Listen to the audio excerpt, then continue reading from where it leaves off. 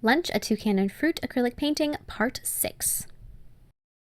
Hi everyone! In today's video I'm going to be showing you part 6 of my Toucan and Fruit little painting series. And so for this one it's just going to be the grapes that are at the top as well as the vine. Now there are grapes earlier on in the video, but this is going to go a little bit more in depth on just grape painting specifically, as well as how their leaves look and things like that. So if you like grapes, definitely check this one out. I think you'll like it. And don't forget to check all the other videos in this little series. There'll be links to those in the description box below. And don't forget to click subscribe to my future videos as well. So I'm going to start with painting the vines and the leaves and just add a layer of a really kind of like an earthy, I think of it as like an earthy bright green, just over the top of everything that is going on up there. And I like to add just a layer of green on top of things like this before I start adding them. So just in case some of the background shows through, it's not going to be blank canvas, it's going to be green and you won't see it anyway. So just add that layer over there and then let it dry. This paint that I was using, it was different from my other paints and it did not dry as fast as my other ones do. So I felt like I was sitting there staring at it for way too long. And here's a fun fact: watched paint does not dry. Isn't it amazing when you discover these things? Yes. So anyways, just add that layer of green over the top of everything and just partially down the stem towards the grapes as well. I didn't go all the way down. I'll do that later. So now I'm going to be doing the next layer of color over the top of my vine, over the main part of that grape vine. So I have the colors that I use to do this are the green that I started out with, brown, burgundy, and white. So the reason I'm adding burgundy instead is because grapevines have this very subtle burgundy hue to them here and there in some of the shadows. So I did just a tad of brown at the top of it, and then I pretty much went with burgundy in all of the shadows everywhere else. So then I kind of worked my way up the stem of one of those leaves, and then I'm going to start filling in the leaf.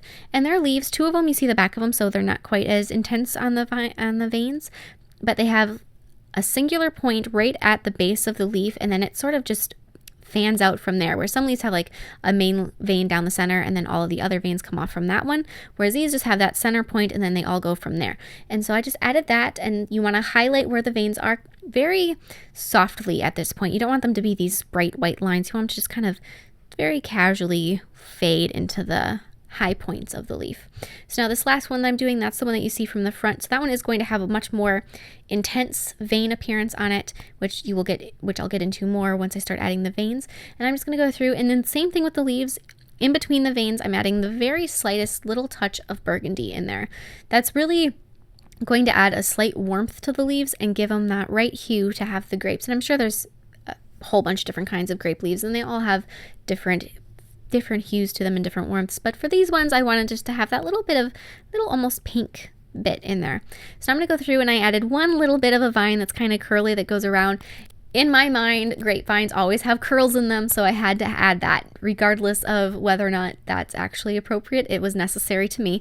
So I'm going to go through and just add that wrapping around. That's the last bit that I'm adding as far as this beginning stage goes, because I needed to add, that's the part that's on top. And generally I like to work backwards, the things farthest back in the image to the foreground, and I should have started with that first back leaf in the center. Instead I start with the vine, but it worked out. So then I'm going to go through with diluted white paint, and I'm going to be adding all of the vein textures in my leaves. So I'm going to start by highlighting those main veins and then go through and add a whole bunch of little tiny lines in between in all of those little sections. So just kind of go through, and it's almost like scribble marks. You just kind of keep adding lines until it's filled in, and they're not all straight, they're not all going the same direction, they're not even, it's very random, and the less you think, the better it'll turn out. So then on the one that's facing forward, the leaf that's facing forward, you're also going to want to add a pretty bright white spot right at where all those veins meet in the center, or at the base of the leaf. And then the veins that are in between the main veins, those are going to be a little bit more intense of color too. So dilute your paint less, make it a little bit more white, a little more pigmented there. Just add all of those little beautiful little veins in there. And that is the texture for these leaves. You want to definitely do that. All leaves have a sort of different vein structure to them, so these are for grapes. But just kind of look at a leaf if you're going to be painting them, and the more you look at it, the more you're going to see. They're all so ornate and extravagant and gorgeous and beautiful, and the more you look at leaves, the more you see. I do that. I look at leaves. So then you're going to go through and just highlight a little bit on the rest of all of your veins and everything, or on your vines with some of that diluted white paint. And then I also brushed over some of my veins with some green just because they looked a little too intense on that one leaf, so I just kind of toned them down some. And then go through and add almost that serrated edge on your leaves, on all of the leaves, with just some more of that green paint. So just add little flicks going off the edge of them. I kind of like doing that at the end instead of doing it from the get-go, because it seems like something like that is going to just get messed up the more that you add the rest of the detail. So if you just do that little bit at the end, it works out. And then go through and highlight it with some diluted white paint, just so that it's not just a solid green line.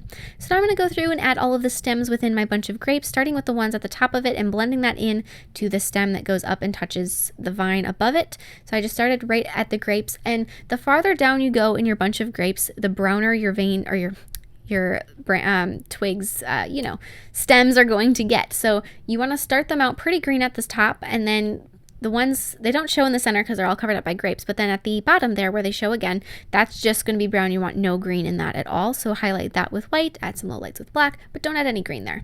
So now I'm going to start my grapes, and I'm going to be adding a layer of purple paint over the top of every single grape that I have going here. I am just going through and adding them. Now, if you watched the first time I painted grapes in this painting, you see that I did not do it this way. I did it a different way. Either way works. It's kind of whatever mood I felt like that day, but in this one I decided just to go through that. And so then I'm going to, after you have it that far, you want to add all of the little subtleties in your grapes, the little color changes in them. So I also grabbed some blue and some red paint just so that I can add some of those colors to them, so that each grape is not the exact same shade of purple. You kind of blend in a little bit of color here and there in the highlights or the lowlights, just to give them a hue that is different from the one next to it.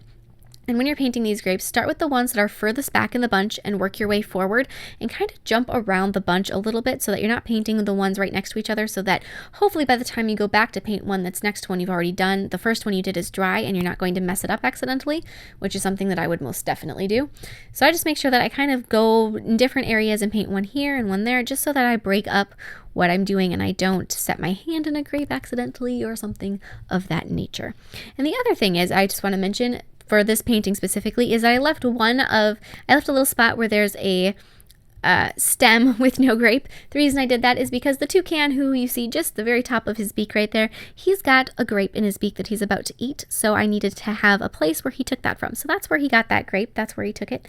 So then just go through and fill in the rest of your grapes, and like I said, kind of break up that color bit. I'm doing the last couple now.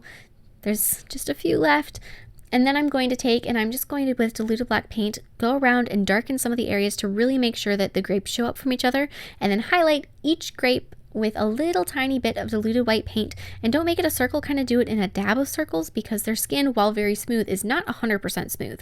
And that is it. I absolutely love painting grapes, and I have painted a grape and snail video that's about a year ago, and I'll put a link to that in the description box below, as well as the links to the rest of the tutorials in this series. And tomorrow will be the last part, so make sure you check back for that, and I will see you in my next video. Bye!